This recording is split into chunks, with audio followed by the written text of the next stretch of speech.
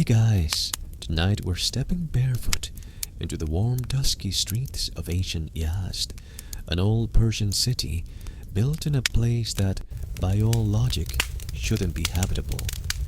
The wind is dry, the sun still clings to the clay walls, and somewhere nearby, rose water is being poured into a copper basin. You pass under an archway and immediately feel it, a soft, cool draft against your face, like a secret breeze someone left just for you. Above you looms a Windcatcher, a tall, narrow tower with slits that seem to drink the sky. It doesn't hum or roar or clatter like modern AC. No, it just stands there, doing its job, chilling entire rooms with nothing but clever geometry and a whisper of moving air. And that's where we begin. Surrounded by adobe walls, the scent of cardamom rising from a pot of tea, and the unsettling realization that you, yes, you, probably wouldn't last a full day in this desert without melting. So, before you get comfortable, take a moment to like the video and subscribe, but only if you genuinely enjoy what I do here. And hey, drop your location and local time in the comments. I love seeing where you're all tuning in from.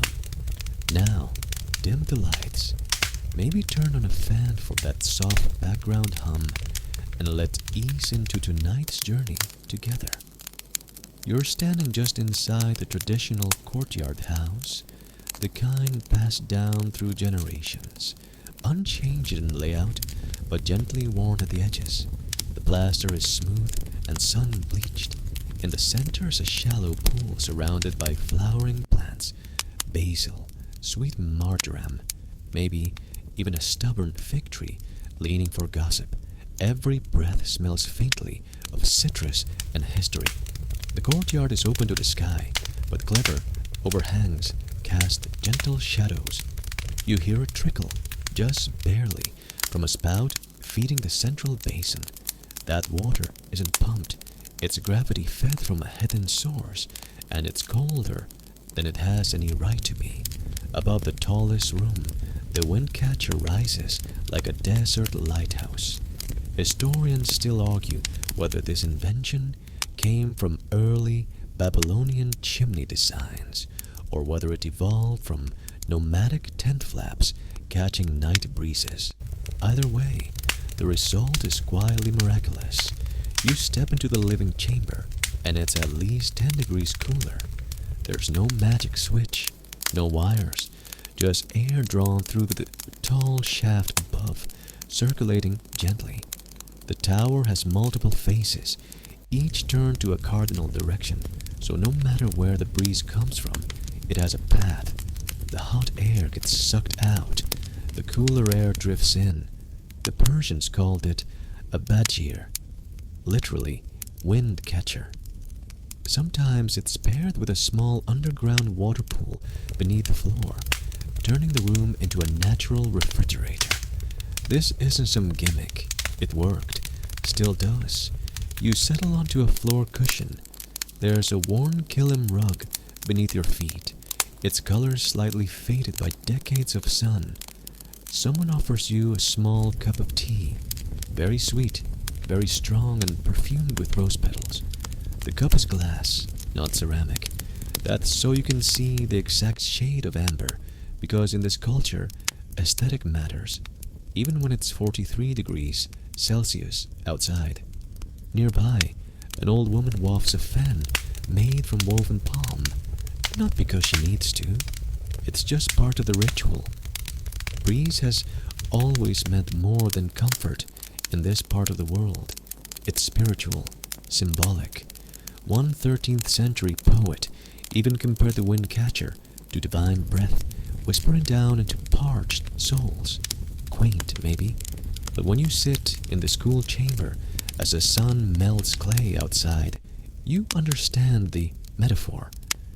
A call to prayer echoes faintly from a nearby mosque, the sound softened by walls designed to mute street noise. Not that things get loud around here. By noon, most activity pauses. It's too hot to argue, shop, or even move quickly. The city naps, only the windcatchers keep working, tirelessly. There's a fringe theory, mostly dismissed now, that early windcatchers were inspired by termite mounds. Those clever little insects ventilate their colonies using vertical shafts and underground tunnels. Some modern engineers have tried to mimic that, calling it biomimetic architecture. But whether it came from termites, tents, or divine inspiration, one thing's certain: it works beautifully. Someone hands you a small dish of candied orange peel. You chew slowly, the bitterness softened by honey and thyme. The quiet is complete now.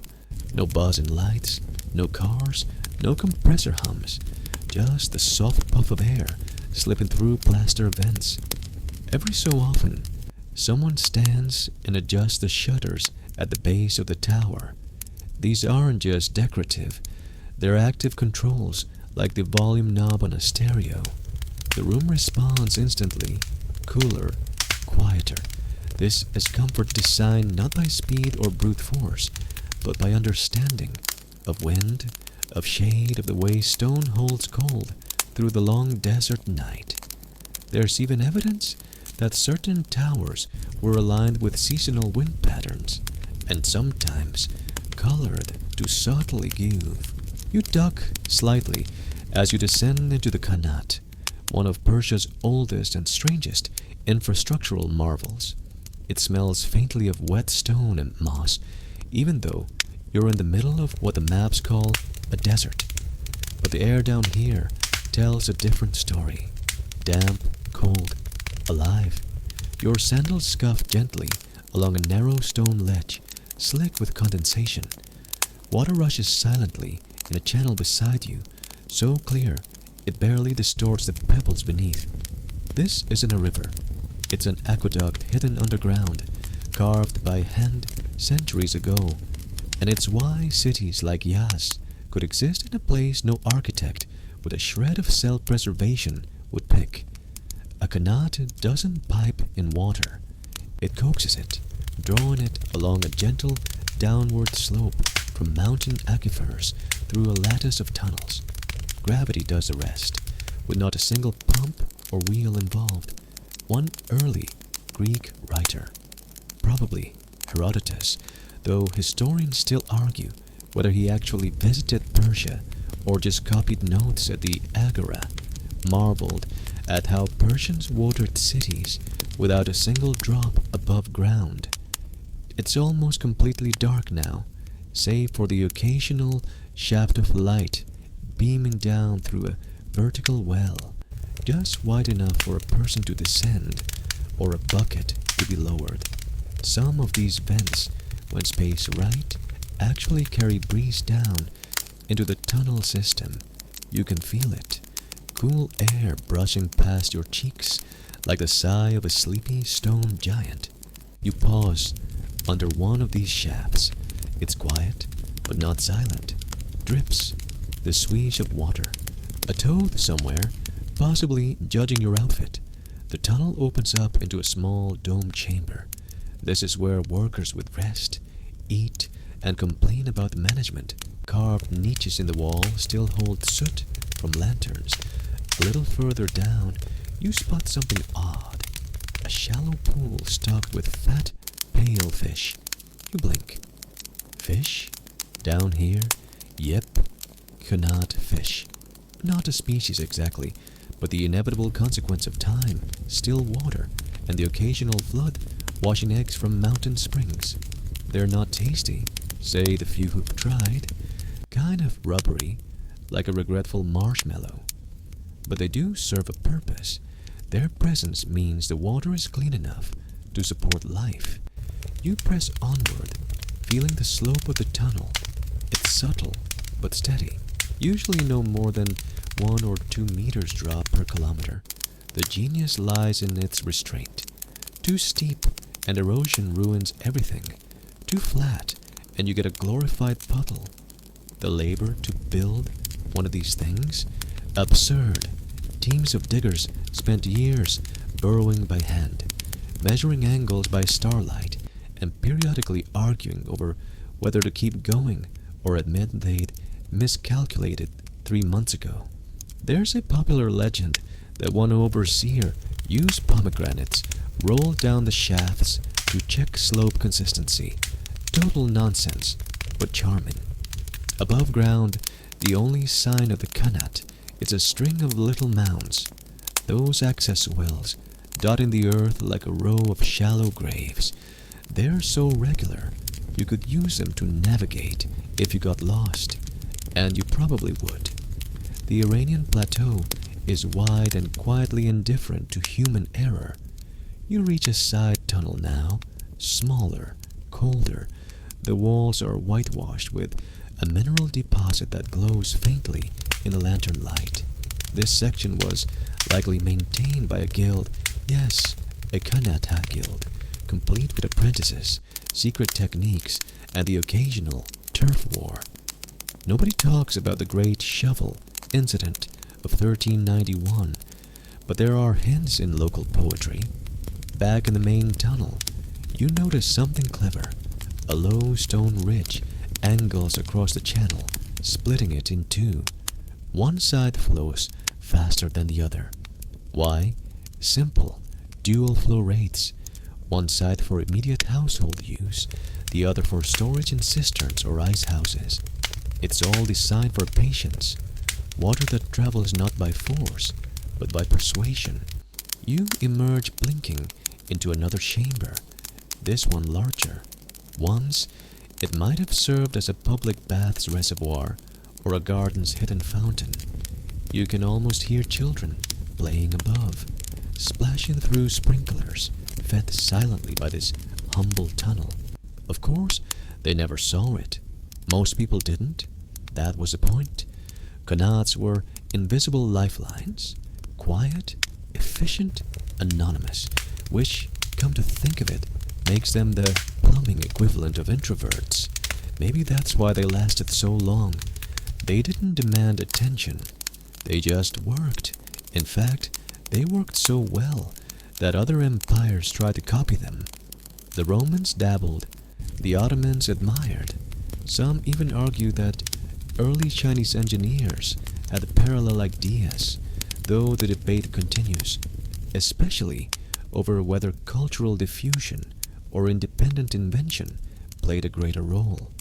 You sip from a tiny copper ladle left by a thoughtful caretaker. The water is impossibly cold. Above you, life continues. Markets opening, tea boiling, cats making extremely bold life choices. But down here, it's timeless. You could be in 500 BCE or 1800 CE. It wouldn't matter. The water... You step back into the open air just as twilight spills across the rooftops, painting the clay walls of Yazd in blush and bronze. The wind has shifted slightly, cooler now, with a whiff of something sweet and woodsy. You follow your nose, because it's not just your imagination. Someone, somewhere, is baking. Not in an oven, not yet. First, the dough must be prepared, kneaded, and left to rise in one of the oldest kitchens on earth, a mud brick chamber known as a tanur room. You duck inside, lured by the smell of toasted sesame and faint smoke. Inside, it's simple. No polished marble countertops, no steel-framed islands with built-in sinks. Just a wide earthen floor, a few worn stools, and in the center, a sunken clay cylinder set into the ground, its inner walls scorched dark. The tanur, Persia's answer to fast, flat, and delicious. You sit near the corner, careful not to disrupt the flow of the women at work. They move like dancers, each step purposeful. One scoops dough, yeasty, slightly elastic, from a wooden bowl and pats it into a disc. Another sprinkles a mixture of black cumin and nigella seeds, singing softly under her breath. Then the main act. The baker stretches the dough onto a cloth-covered paddle, opens the tanur lid, and slaps the bread against the inner wall where it sticks like a poster. Seconds pass.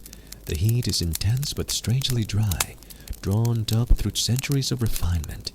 No firewood needed now, just sun-dried dung cakes or desert shrubs.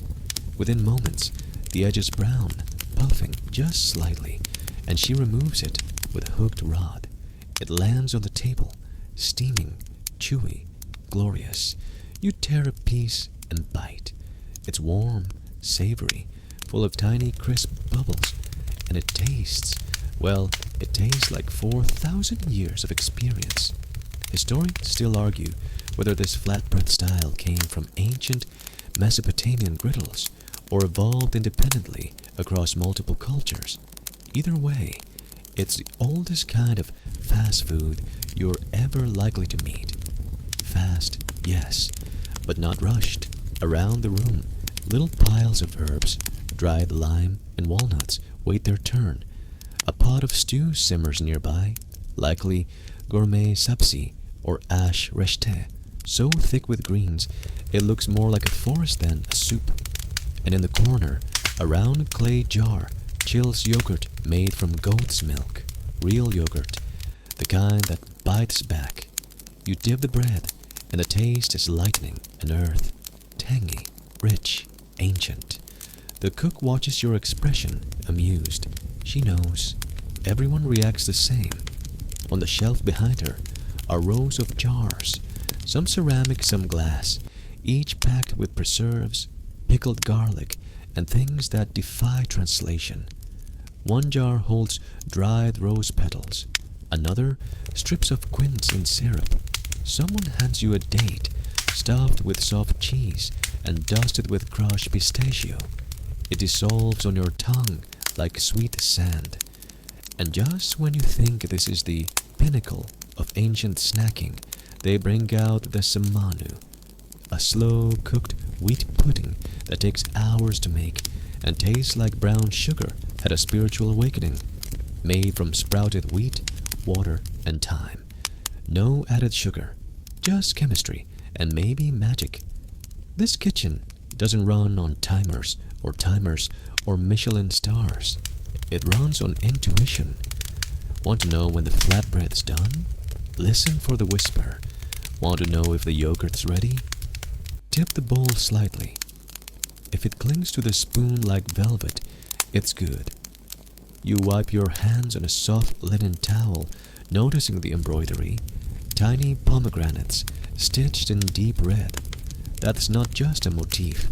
The fruit itself hangs heavy from nearby branches. Even in this dry climate, pomegranates thrive. Locals claim it's because they respect the soil. Scientists suggest deep root systems and clever irrigation. Either way, they're right. Back in the courtyard, dinner is being laid out on a cotton cloth spread directly onto the floor. There are no chairs. You settle onto a cushion beside a steaming bowl, the aromas curling upward like incense. Someone offers you a spoon, but it's a courtesy. Most of the time, hands do the talking. You're eating history now, not a recreation, the actual thing. Recipes passed from grandmother to grandchild, tweaked slightly, but always recognizable. There's a fringe theory, mostly fueled by food bloggers with strong opinions, that Persian cuisine shaped global taste more than we give it credit for. That cinnamon in European desserts possibly filtered through Arab-Persian trade, the love of rice across India, Persian influence layered into Mughal kitchens. Even marzipan might trace some of its legacy through Iranian sweet shops. Whether or not that's true, the confidence in this food is undeniable. Nothing's rushed, nothing is drowned in sauce. Each herb is distinct, each spice has a purpose. And don't even get them started on saffron. In this household, it's soaked in warm water before being added to rice. Just a drop, mind you. Too much, and it's vulgar, like wearing perfume to a hike. The meal slows. Cool. You wake, or maybe you never quite slept, on a rooftop, wrapped in a light quilt under the early blush of dawn. A rooster calls from somewhere far off, its voice scratchy and half-hearted. The sun hasn't yet spilled over the horizon, but the air is already beginning to warm. Below, the alleys of Yazd stir softly.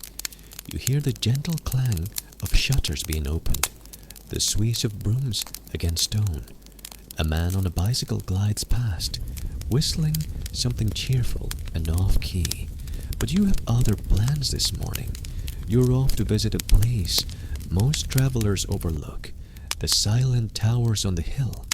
They're called dakmas, or Towers of Silence, and despite the ominous name, they were places of deep care, where the Zoroastrians, Persia's ancient fire-worshipping faith, lay their dead to rest, not buried, not burned, but placed gently, high on a platform, exposed to the cleansing forces of nature.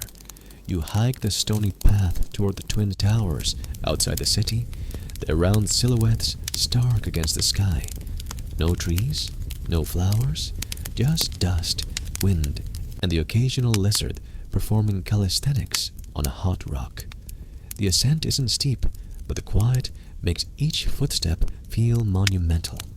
At the top, the wind greets you, not loud, but constant. It flutters the edge of your scarf and brings with it the scent of salt and sun-baked earth. The towers loom ahead, circular stone structures like flattened beehives, open to the sky. You circle one slowly, stepping carefully over stones that have felt this same wind for over 1,000 years. Inside, it's bare now, just smooth stone and bird droppings. But centuries ago, this place would have been a solemn platform.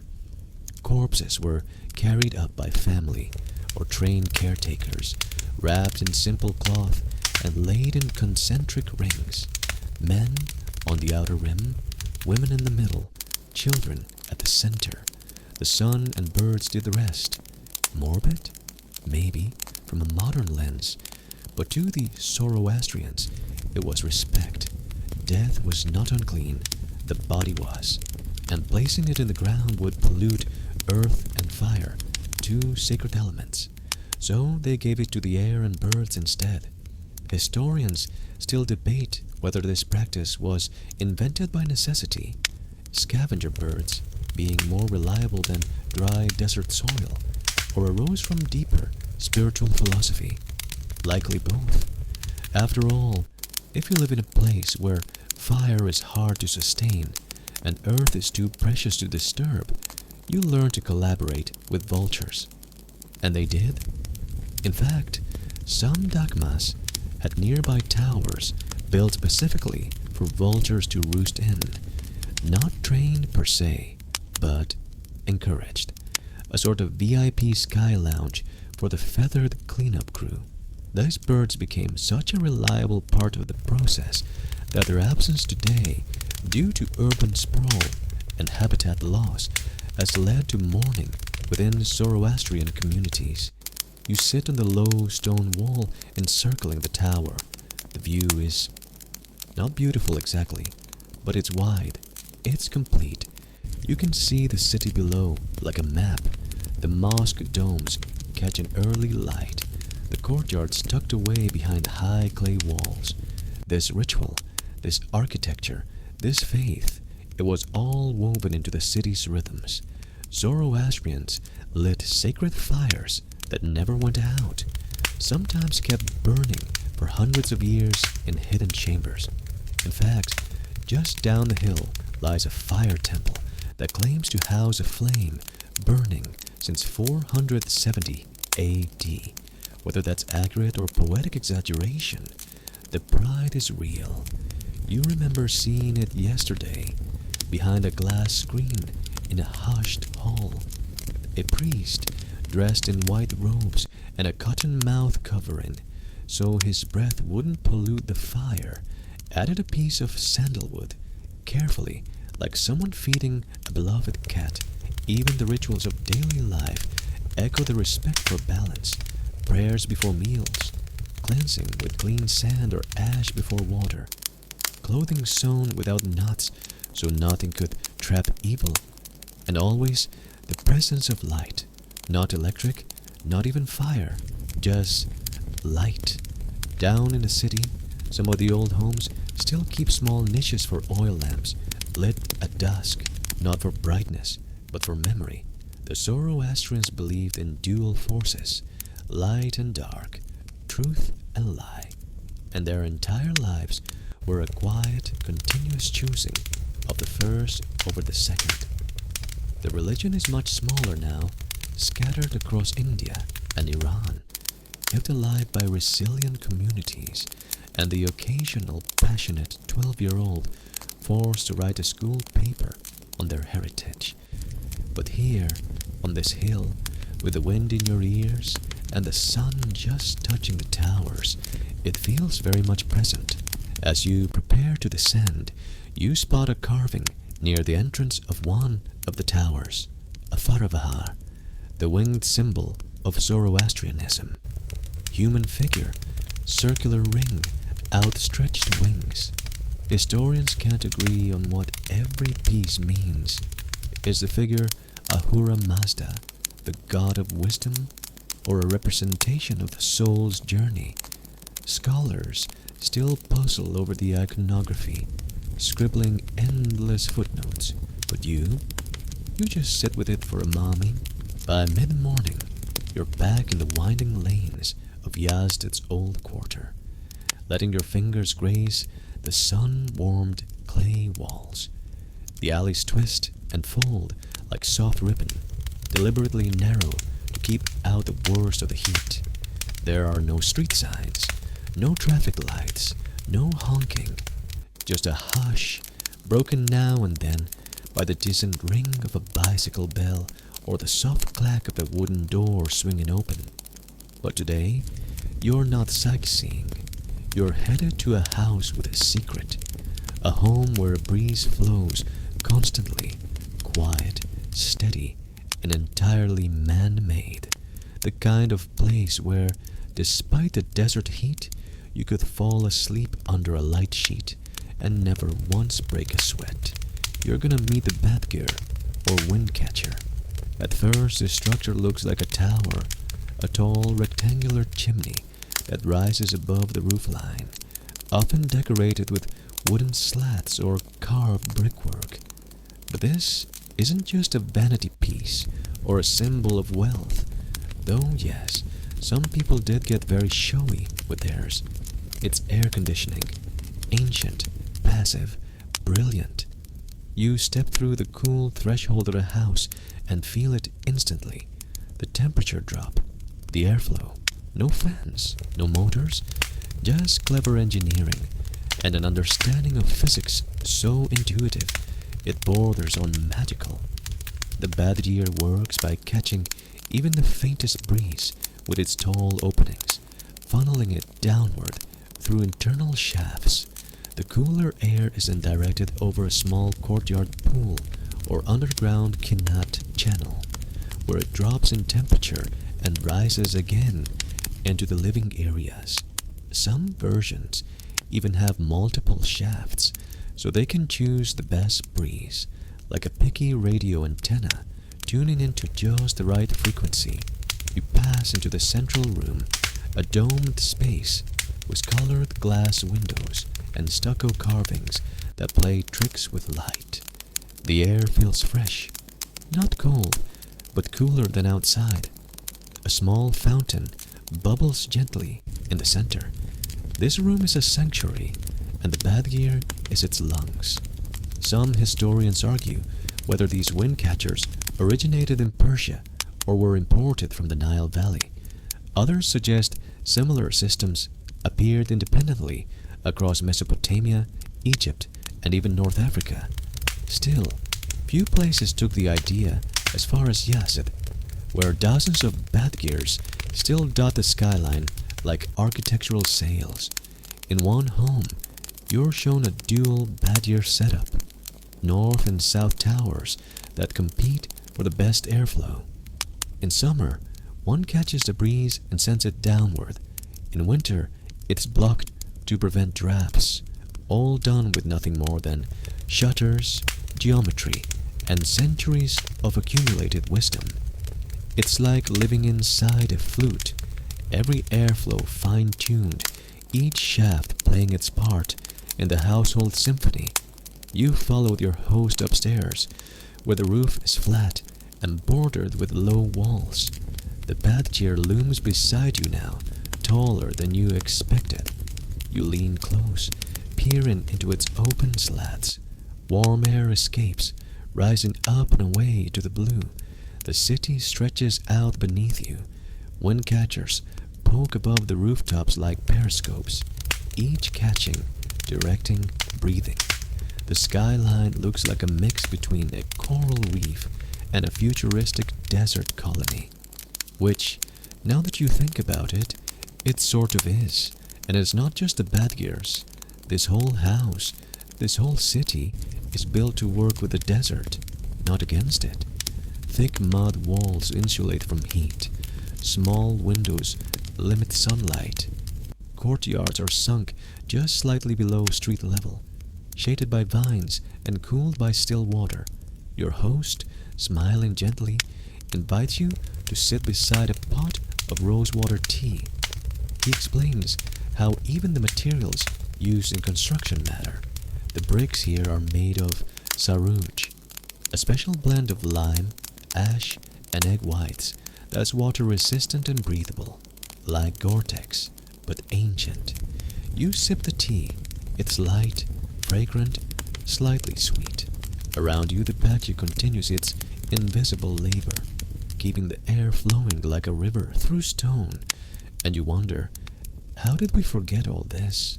Modern cities roar with compressors and fans and electricity. But this is silence.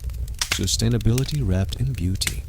A system that needs no fossil fuels and never breaks down. At worst, it needs a broom and a little oil on the hinges. Of course, windcatchers have their quirks. They don't work as well during windless days, and they require buildings to be designed around them. No lazy box architecture here, but for the people of Yazd, it was worth the effort. Comfort, peace, elegance, all for the cost of gravity and good taste. Downstairs again, you visit the Qanat, an underground water channel accessed through a slope tunnel. The water is cool, dark and steady, flowing gently from distant mountains. The Qanat and the Badgir work in tandem. Water cools air, air cools rooms, rooms cool people. It's a closed loop of contentment.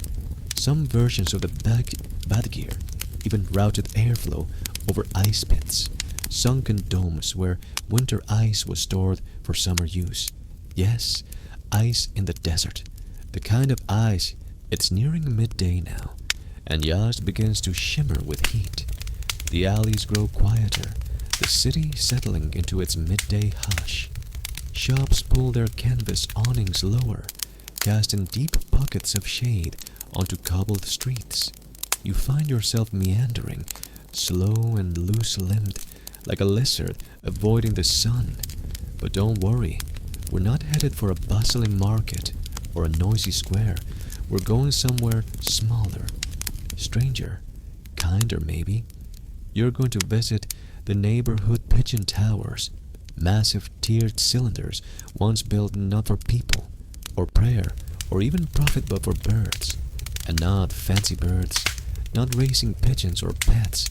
These were workhorses of the sky, kept and pampered for one very unglamorous reason: poop. You spot the first tower just outside the city walls, tall, round, and crumbling slightly, like a misplaced cake mold. From a distance, it could be a silo or the turret of some forgotten fortress.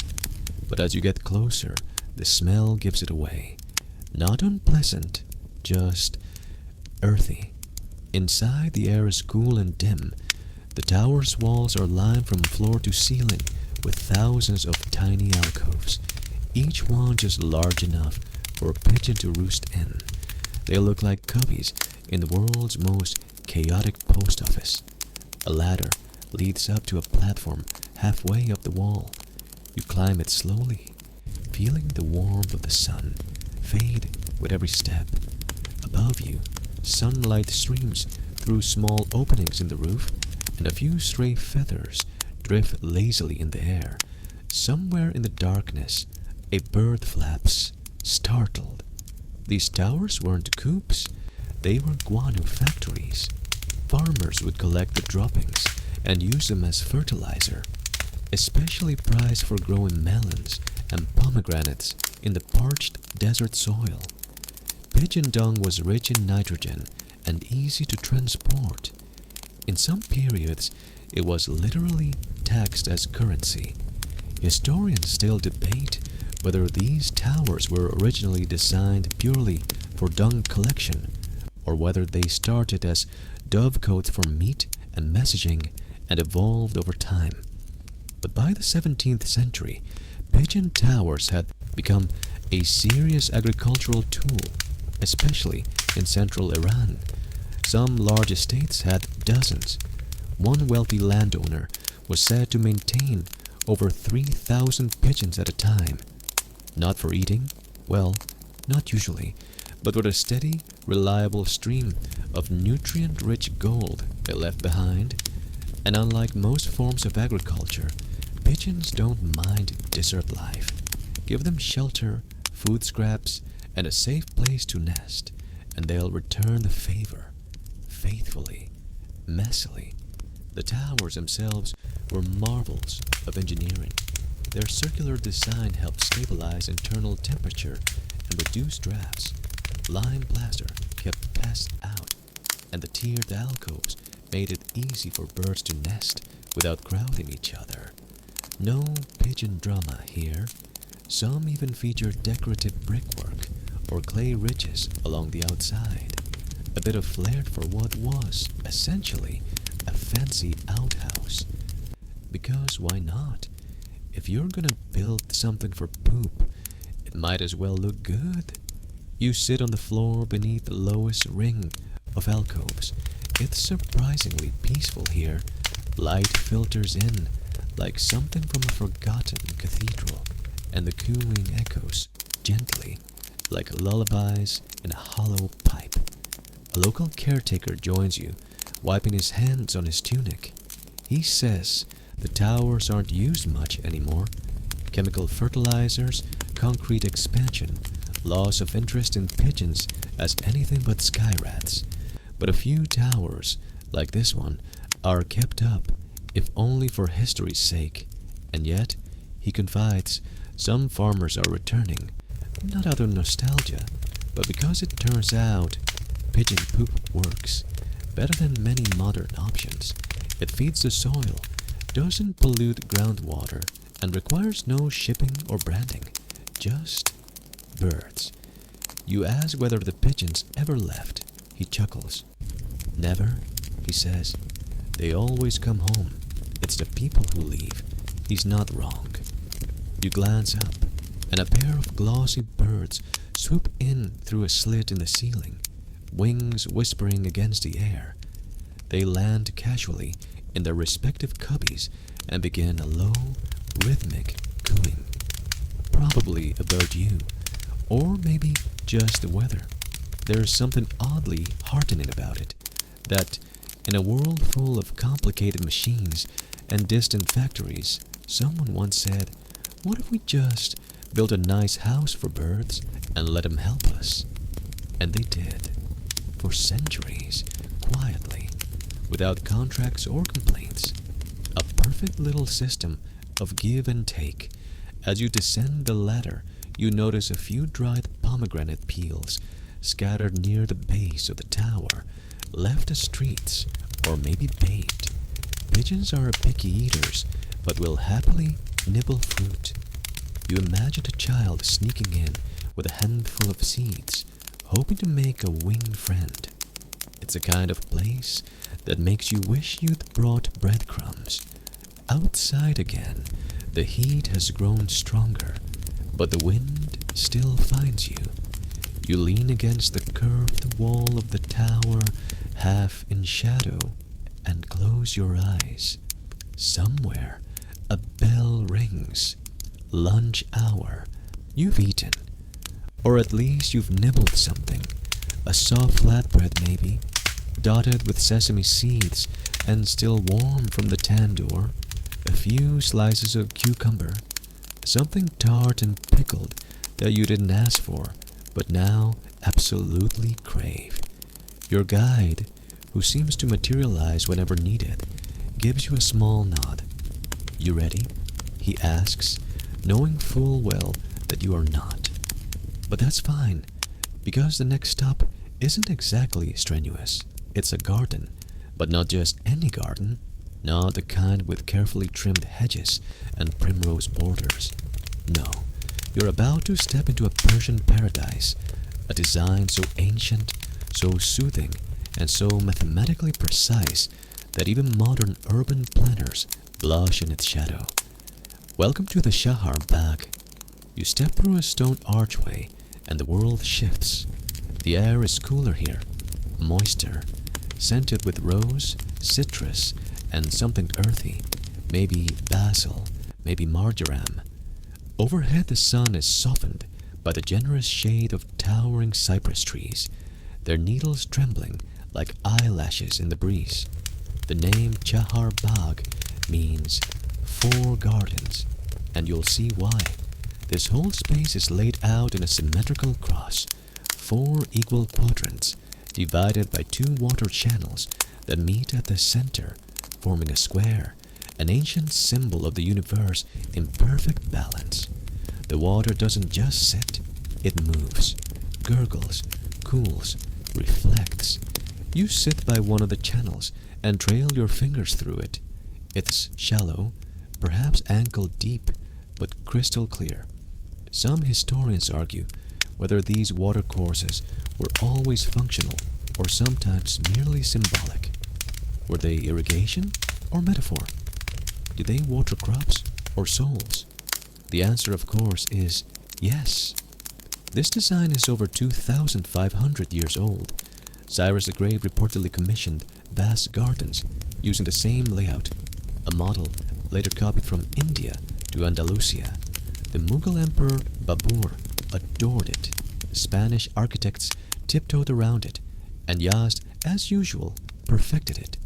Your guide explains how these gardens were not just for strolling or sighing romantically under the stars, though yes, that too. They were philosophical blueprints, miniature versions of paradise as described in the Quran. Shade, water, fruit, symmetry, a world in balance, a refuge for the senses and the spirit. You wander one quadrant, where pomegranate trees lean over stone walkways, their fruit dangling like lazy ornaments. In another, rose bushes have been allowed to grow little wild, their scent clinging to everything, even your clothes. A gardener waves from across a bed of marigolds. He doesn't hurry.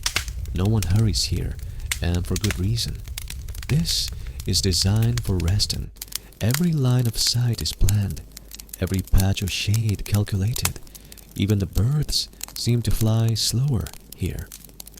There's a central pavilion at the heart of the garden, built on a raised platform and open on all sides.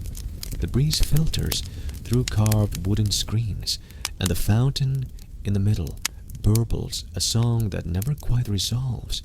You lie back against a cushion, and the ceiling draws your eyes upward, a painted dome of vines and constellations. It's hard not to fall asleep. Your guide reappears, holding 2 glasses of chilled sekanjabin, a traditional Persian drink made with vinegar, mint, and sugar. It's sweet and tangy, and just sharp enough to jolt you back to the land of the living. Barely. He tells you about the ancient word Pairi Daesa, an old Persian term meaning walled enclosure. It's where the modern word paradise comes from. So yes, you are literally in paradise, at least linguistically, and it feels like it. You imagine what life might have been like for a Yazdi merchant centuries ago, sweaty, dusty, and maybe a little grumpy after weeks of trading on the silk routes. And then home again, to this, to the birdsong and the geometry and the taste of vinegar and mint. No wonder gardens became so central to Persian life. Not a luxury, a necessity. Some gardens, your guide explains, even featured underground cooling rooms called shabestans, where families would sleep during summer nights. The airflow from qanats, combined with the garden's shade, made them cool, almost cave-like. You picture it, a stone floor, maybe some lavender crushed into a pillow, the occasional toad croaking from the fountain. Peace. Historians still argue whether the precise geometry of these gardens was meant to mirror celestial alignments or simply provide efficient watering routes. Either way, the result is the same: symmetry without sterility, order without boredom. And you can't help but think, as you slowly sip the last of your drink, how different this is from most modern parks. Here, every element cares for the others. Trees shade the paths. Paths lead to water. Water nourishes the trees. It's not just landscaping, it's cooperation. Before you leave, you stop beside a sour orange tree, its branches heavy with fruit. Your guide encourages you to take one. Just don't eat it raw, he warns with a smile. Very sour. Afternoon leans into its lazy stretch now. The light turns gold and heavy, pressing long shadows across the alleyways. You wander past quiet shops and the occasional sleeping cat, its paws twitching like it's chasing something in a dream. Yazd is easing into its second breath of the day. You hear it before you see it, soft, rhythmic tapping, like dozens of delicate hammers against stretched skin. The scent of dried rose petals and wet clay trails along with it. You're headed for a traditional hammam, not a spa, exactly, but something gentler. Stranger. Older. The bathhouse. You duck through a squat doorway, and the outside world folds itself away. Inside, the temperature rises instantly, humid, scented, expectant. Stone floors still slick from earlier patrons glisten under pale blue tiles. The ceiling arches above in soft curves, pierced with little glass skylights that turn sunlight into constellations. You're not here for a soak, necessarily, though you could. You're here to observe, to step into the heartbeat of Persian social life as it once was. And still is, in the quieter corners. A man greets you with a nod and a bar of something halfway between soap and paste. It's made from gassel, a natural clay used for centuries across the Middle East and North Africa. It smells like minerals and mint and your grandmother's garden shed. He gestures toward the changing area, then toward the steam room beyond. You don't have to strip down or scrub vigorously, unless you're really into exfoliation. Just let your body relax. Let the damp warmth wrap around your shoulders like a towel that weighs nothing. Once, bathhouses were central to Yazdi life. Every neighborhood had one, sometimes two. They weren't just for cleaning. They were for gossip, business, matchmaking, political whispers, and debates about apricot prices. The hammam was the great equalizer. Everyone, rich, poor, pious, grumpy, came here eventually.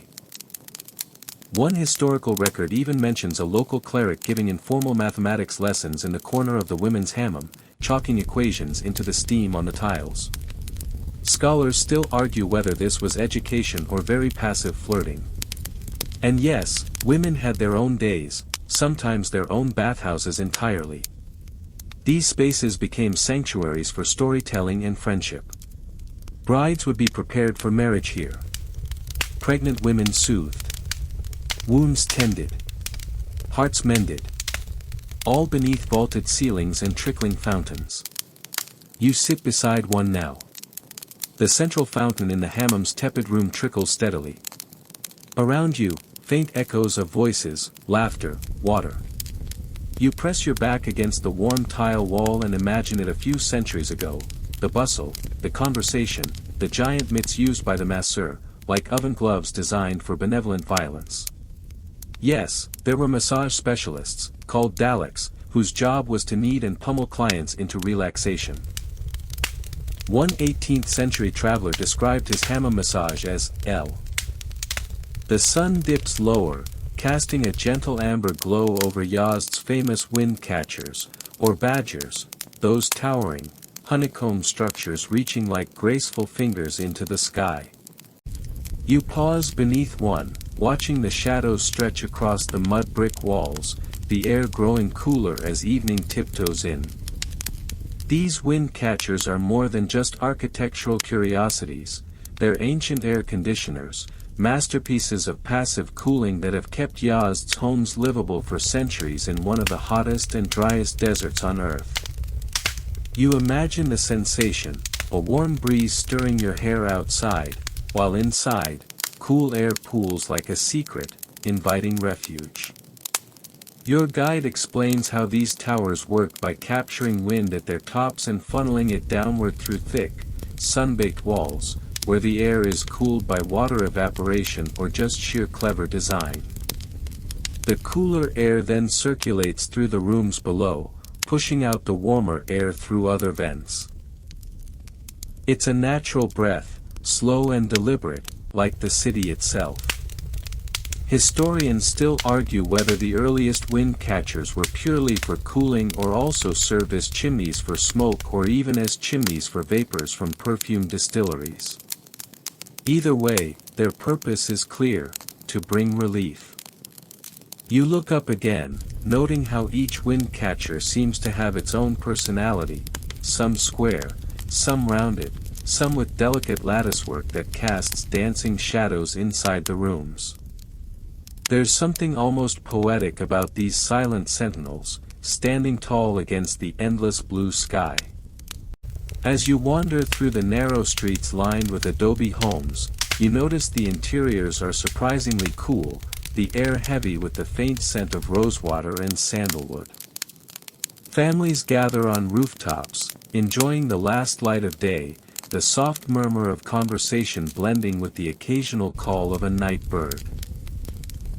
Your guide points out the ingenious use of canets, ancient underground aqueducts that channel water from distant mountains into the city, sustaining gardens and homes alike.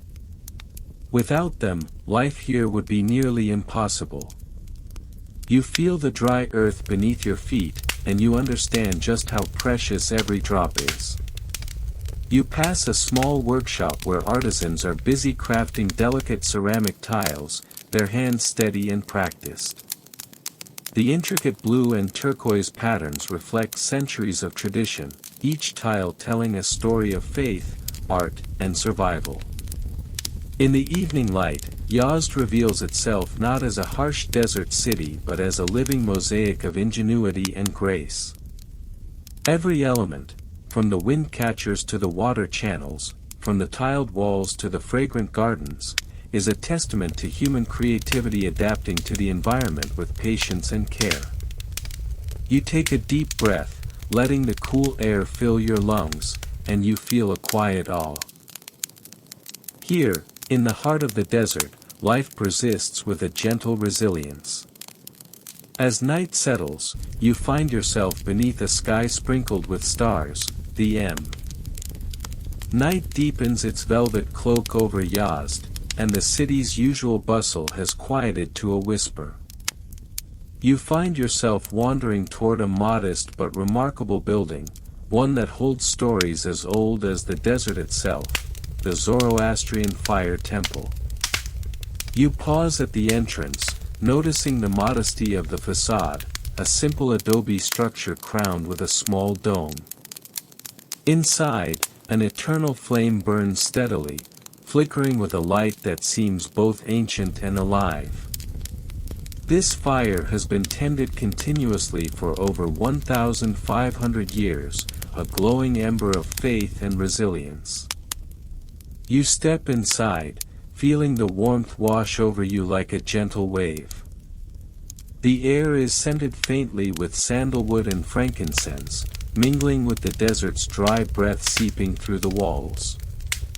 The flame dances in its sanctuary, tended by priests clad in crisp white robes, their movements slow and deliberate. This fire is more than just a symbol. For Zoroastrians, it represents purity, truth, and the divine spark within all living things. Maintaining it requires unwavering dedication, a daily ritual of feeding the flame with specially prepared sandalwood. Historians still debate whether the fire temples of Yazd originated from pre-Islamic times or were rebuilt and preserved as a silent testament during later centuries. Either way, the flame remains a constant, an unbroken thread weaving through Yazd's complex tapestry of cultures. You imagine the many pilgrims who have knelt here, seeking blessings or solace. The priest tells you that visitors often leave small tokens, stones, notes, or prayers, as offerings to the sacred fire. The practice is quiet, personal, and profound. Outside, the city's lights twinkle softly, but inside this small room, the fire is a beacon, steady, bright, and patient. As you leave the temple, you catch sight of a nearby cemetery, where rows of simple tombstones lie beneath the starry sky. You recall that Zoroastrians traditionally left their dead in towers of silence, elevated structures where the elements and birds completed the circle of life. Though these towers are now mostly historic sites, the practice speaks to a unique relationship with nature and death. Walking back through the darkened streets, the flame's warmth lingers in your chest. You realize that Yazd, with its windcatchers, canets, gardens, and fire temples, is a city of endurance and quiet devotion, a place where light and life are nurtured even in the harshest surroundings. You settle beneath a fading star, the eternal flame a soft glow in your mind's eye, guiding you gently into the next chapter of this journey.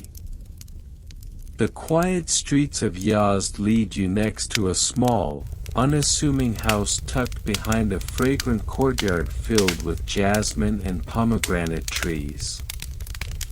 This is the home of a craftsman, a master of lacquer art, known locally as a rack, where delicate layers of resin and pigment are applied to wooden objects, creating a glossy finish that catches the light like a secret.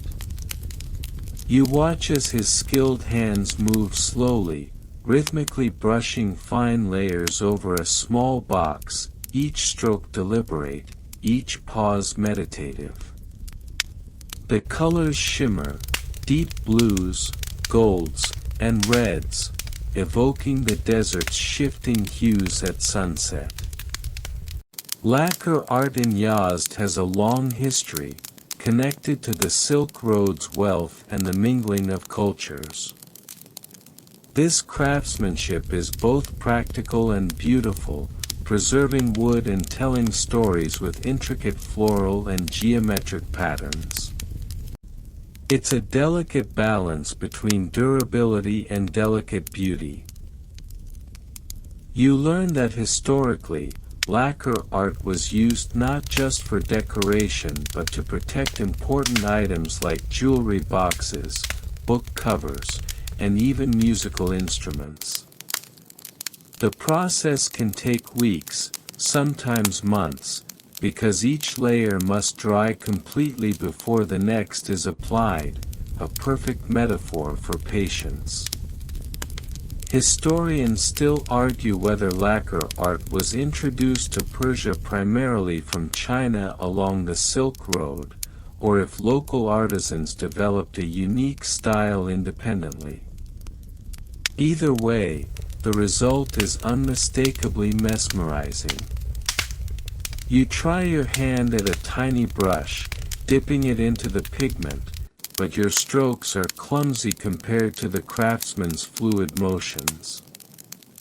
He chuckles softly and encourages you. Art is not just in the hand, but in the heart. The scent of drying resin mingles with the evening air, a sweet and earthy perfume that clings softly to your clothes. You sit back, watching the sun dip behind the desert hills, painting the sky in blush and amber. In this quiet moment, surrounded by centuries of craft and care, you realize that the slow rhythms of creation here are a form of meditation, an invitation to slow down, notice, and appreciate. Outside, the call to prayer echoes once more, a gentle reminder that time in Yazd flows differently, not rushed, but unfolding, like the layers of lacquer on that small wooden box. You pocket a small lacquered charm the craftsman offers you, a tangible piece of this city's slow beauty and enduring soul. Night deepens, and you find yourself drawn toward the heart of Yazd's old city once more, where the narrow lanes curve like whispered secrets and the mud brick walls glow softly in the moonlight. Here, you stumble upon a small, dimly lit tea house, its door open to the street, inviting you inside with the promise of warmth and quiet conversation. You step in and are greeted by the comforting aroma of brewed black tea infused with cardamom and rose petals, a scent so familiar it feels like a soft embrace. The tea house is cozy, with low tables and cushions scattered around, lanterns casting a gentle amber glow. The murmurs of conversation mix with the clinking of delicate glass cups. You settle down and watch as the server pours steaming tea from a long-spouted silver teapot, the liquid swirling richly in tiny glasses.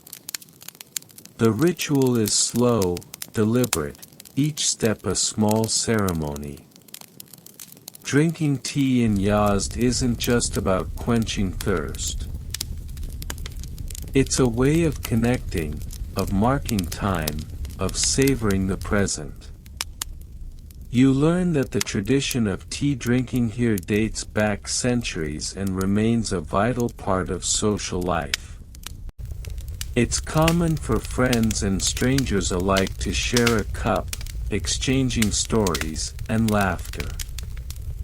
Historians still debate when tea truly became widespread in Persia, with some suggesting it was a 16th century import from China, while others argue local herbal infusions were more common beforehand. Regardless, tea here carries with it a rich cultural weight.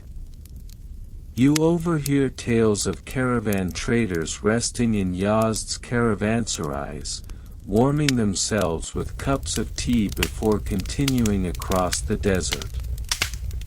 These stories mix with your own impressions, folding the past gently into the present. As you sip the fragrant brew, you notice a small tray of sweets made from rosewater and pistachios, delicately dusted with powdered sugar. Each bite is a revelation, sweet but subtle, grounding you in this moment of quiet pleasure. Outside, a soft breeze rustles the trees, and distant footsteps echo faintly. The night is calm, the city's heartbeat slow and steady. You feel a sense of belonging, even as a visitor, welcomed by the city's timeless rhythms and gentle hospitality. You finish your tea, savoring the last warm drops, and prepare to step back into the cool night, carrying with you the calm and comfort of this small tea house, a quiet sanctuary in the desert's embrace. You step back into the night air, your breath mingling with the desert cool, still holding on to the taste of rose-scented tea. Wandering through Yazd's ancient alleys, you're drawn now to one of its most striking features, a vast, circular structure rising subtly from the outskirts of the city. It's nearly hidden by the folds of the desert hills, but as you approach, its presence becomes unmistakable. This is the Tower of Silence, or Dogma, once used by Zoroastrians for their sky burial rituals. At first glance, it seems almost otherworldly, a massive stone ring atop a barren rise, open to the heavens. You climb slowly, each step crunching beneath your feet as the wind picks up, whispering through the dry brush and crumbled stones. The ascent is not steep, but deliberate. And it feels reverent, somehow. Like you're approaching something not just historical, but sacred. At the summit, the city lies spread out in the distance, windcatchers and domes lit faintly under the stars. While the tower itself stands solemnly quiet. It was here, once, that the dead were laid out in concentric circles, their bodies exposed to the elements and to scavenging birds.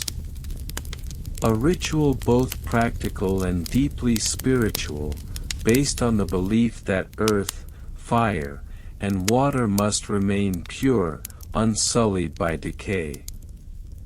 You sit at the edge of the platform, the night wind brushing past your ears, and you imagine the silence that must have filled this space centuries ago, not eerie, but respectful. Peaceful.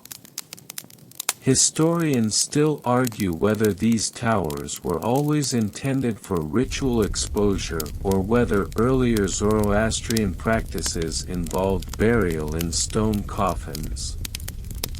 What's certain is that the towers gradually fell out of use during the 20th century, as changing laws and cultural shifts prompted the community to adapt. You run your fingers over the stone, cool, rough, steady. The desert below stretches endlessly, stars above twinkling like watchful eyes. The air here feels timeless, untouched by hurry or noise. A small plaque offers a translation of an old Zoroastrian prayer. It speaks of truth, light, and the eternal nature of the soul. The words feel soft, almost like a lullaby carried on the breeze. You notice how even in the presence of death, there is no harshness here. No gruesome imagery, no fear. Just the desert, the wind, and the stars. The Zoroastrians believed in the duality of good and evil, light and dark, but always with the hope that truth and order would prevail. That peace, eventually, would find everyone. You begin your descent, slower than your climb, and with a quiet sense of reverence. Below, the city glows faintly, waiting with its warmth and life. And as you return to its gentle rhythm, you carry a newfound understanding, that even endings here are part of something enduring, measured not in sorrow, but in continuity. You return to the heart of the city just before dawn, the skies slowly turning from indigo to dusty pink. Yazd stirs quietly, almost reluctantly, as if the city itself enjoys sleeping in. The narrow lanes are still hushed, the only sound a faint rustling of wind through tamarisk trees and the distant gurgle of a hidden canet beneath your feet. Drawn by the smell of freshly baked bread, you follow your nose to a tiny, family-run Nanvay, a traditional bakery no bigger than a living room. Inside, two men are already at work, their sleeves rolled up, hands dusted in flour, faces calm with routine. One of them offers you a sleepy smile as he stretches soft dough into long ovals, slapping them expertly onto the inner walls of a clay tandoor oven that glows like a captured sunrise. The bread, non-sangak, emerges blistered and golden, freckled with black sesame seeds and sometimes scattered with pebbles from the oven's base, giving it its name, stone bread. The aroma is impossible to resist. One of the bakers tears a piece and hands it to you. It's warm, chewy, and faintly smoky, the kind of food that insists you eat it slowly, gratefully. As you sit and nibble, watching them work, you're told that this morning ritual hasn't changed much in centuries. The tools, the gestures, even the wood smoke rising in curls from the small chimney, it all feels like a moment out of time. Historians still argue whether the earliest Persian flatbreads like sangak date back to the Achaemenid period or came later, evolving alongside military provisions and nomadic diets. What's certain is that bread here is not just food, it's tradition, community, sustenance, and ceremony. Children begin to trickle in with cloth-lined baskets, collecting breakfast for their families. One girl, no more than 7, carefully balances her flatbread like a sacred scroll. An old man arrives next, offering a nod and a few rials in exchange for his daily ration.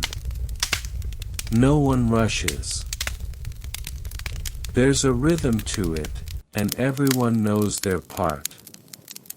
You're offered a second piece, this one topped with a smear of date molasses and crumbles of goat cheese, a humble but perfect pairing. You chew thoughtfully as the sky lightens.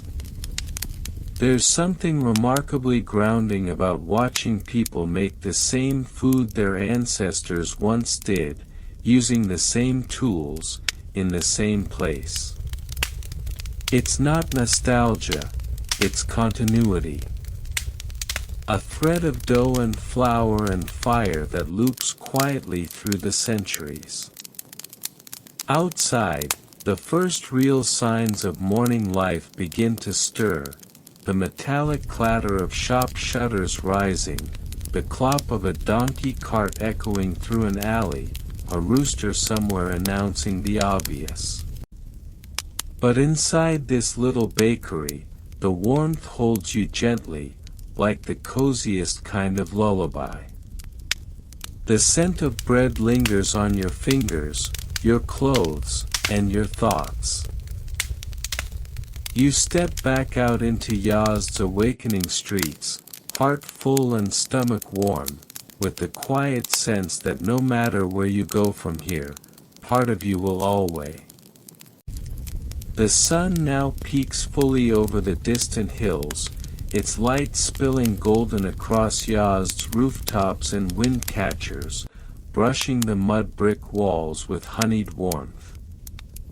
You find yourself drawn toward one final place, a quiet garden on the edge of the city, hidden behind tall, wooden doors and sheltered by towering cypress trees.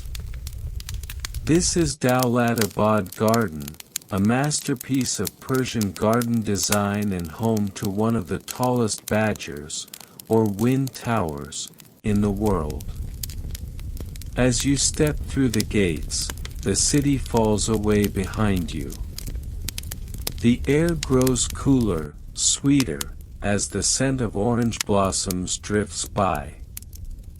A long reflecting pool stretches ahead, mirroring the symmetrical lines of trees and the central pavilion. You walk slowly, letting your fingers skim the surface of the water, its chill sharp against the growing warmth of the day. Birds flit from branch to branch, their calls mingling with the trickle of fountains. Everything here is arranged with a quiet logic.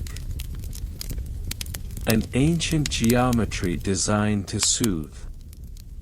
Persian gardens, you learn, were built not just for beauty but as metaphors for paradise. Chahar Bagh, the fourfold garden, representing the rivers of heaven. They offered respite, symbolized order, and reflected humankind's attempt to create balance between desert and oasis. Inside the main structure, the Windcatcher towers overhead, a marvel of pre-modern engineering. You tilt your head back to see it, marveling at how such a simple form, a tall, hollow tower with interior vanes, can capture high-altitude breezes and funnel them downward, cooling the building without a single machine. Step inside and it's instantly cooler, the air moving softly across your skin like a sigh. Historians still argue whether Yazd's Windcatchers were first influenced by ancient Egyptian ventilation towers or developed independently by local ingenuity. What's certain is that they made life not just tolerable, but enjoyable, in a climate that otherwise scorched. You find a shaded bench beneath a fig tree and sit for a long time, watching the play of light on water, the lazy drift of fallen petals. A gardener walks past with a basket of herbs, mint, tarragon, basil, pausing to nod in your direction with a smile that says, "Take your time." And you do. The city, the journey, the long thread of stories that has wound through each quiet courtyard and alley, each dome and dusty footpath, all of it settles now in your chest like a soft, weighted blanket. This garden, this final hush, is not an ending. It's a pause. A breath between worlds. Because Yazd never really lets you leave, it lingers in the senses, the rhythms, the images you carry back into waking life. And now, as the wind rustles gently through the cypress branches above, we begin to slow it all down. Wind down, 300 words. Let the garden's stillness wrap around you now. The air is cooler here, touched by the windcatcher's ancient breath, and the trees sway in slow motion, each leaf fluttering like the pages of an old, well,